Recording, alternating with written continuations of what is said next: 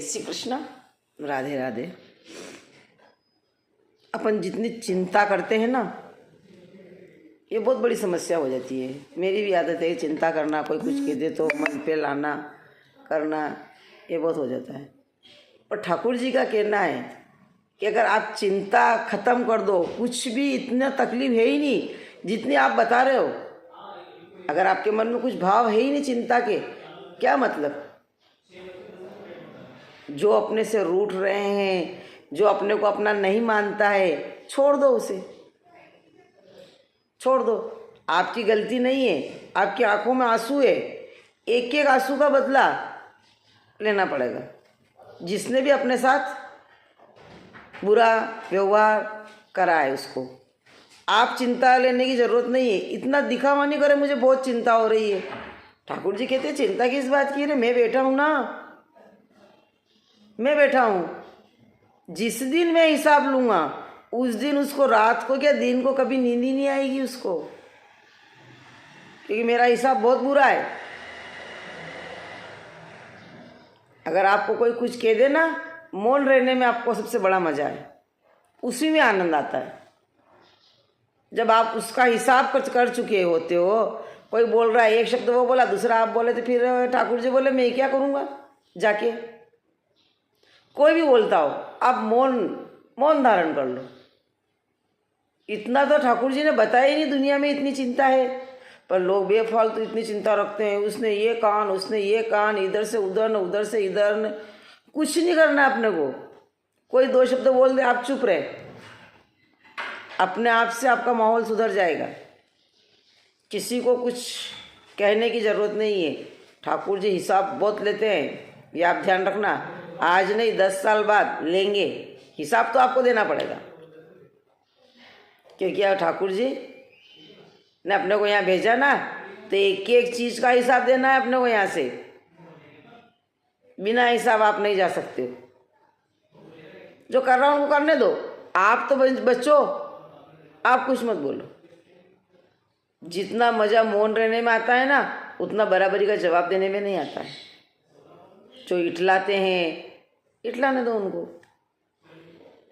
नहीं, अपने को कुछ नहीं बोलना, अपने को शांत रहने में मज़ा है। कोई कुछ बोल रहा है तो भाई एक और बोल, अपने क्या करना, अपने आंखें बंद करके बैठ जाओ। हिसाब तो लेगा मेरा ठाकुर जी, हिसाब तो देना पड़ेगा ठाकुर जी को। चलती रहती है पारिवारिकता में, परिवार में कोई बोलता है कोई नहीं बोलता है, कोई बात नहीं, अपने को टेंशन नहीं रखना। जाना उसी की यहाँ जो मन में भावना हो उसके। कह रहे जैसे सुदामा जी गए थे ठाकुर जी के पास, नंगे पैर दौड़े आए।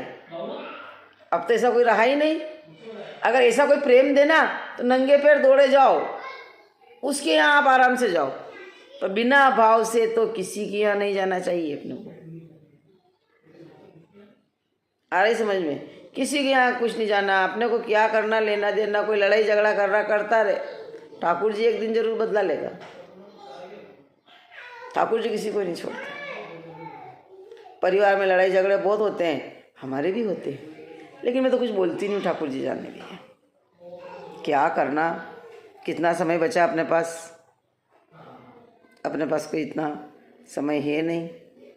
मैं तो सबसे बढ़िया विश्वास रखती हूँ द्वारकाधीश में और कुल देवी माता जी।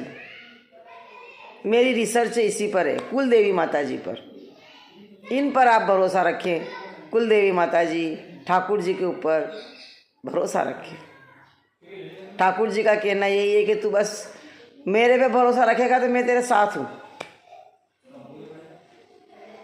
और कुल देवी माता जी, कुल देवी माता जी पर आप भरोसा रखें। समय समय पर याद करें माता जी को। मेरी रिसर्च इसी पर है और मैं कुल देवी माता जी से ही मेरे अच्छे दिन आ, कहते अच्छे दिन आ गए। कुल देवी माता जी से, द्वारकाधीश की भक्त हूँ मैं, मेरा भाई है, सभी को मालूम है। मैं श्री कृष्ण भक्त हूँ, ठाकुर जी मेरे भाई हैं, सारा काम वही करते हैं। और आपसे भी यही कहती हूँ, आप ठाकुर जी को भाई बनाओ,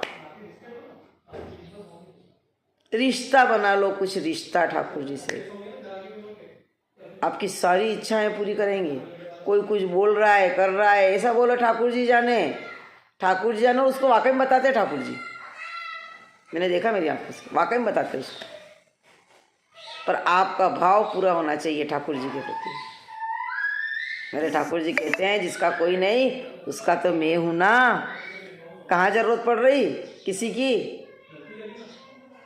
किसी की जरूरत नहीं पड़ रही। जिसका कोई नहीं उसका है ठाकुर जी। जय श्री कृष्ण।